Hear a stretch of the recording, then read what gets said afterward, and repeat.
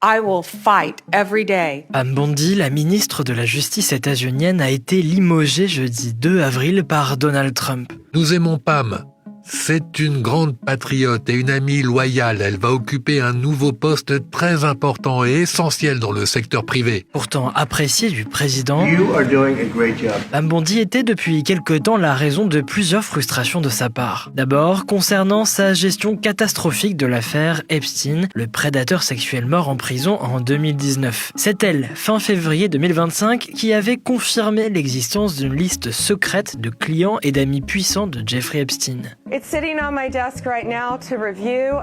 That's been a directive by President Trump. Une déclaration dévastatrice pour l'administration et pour Trump lui-même qui est cité dans le dossier. Pam Bondi était aussi accusée par les démocrates d'étouffer l'affaire, de ne pas respecter la loi obligeant l'administration Trump à faire toute la transparence sur ce dossier. As Attorney General, you're siding with the perpetrators and you're ignoring the victims. Autre reproche que lui faisait Donald Trump, ne pas avoir réussi à le venger en évinçant plusieurs de ses adversaires, dont Joe Biden. Là aussi, cette mission politique dont elle avait la charge était très critiquée par les démocrates. You've turned the People's Department of Justice into Trump's instrument of revenge. Trump orders up prosecutions like pizza.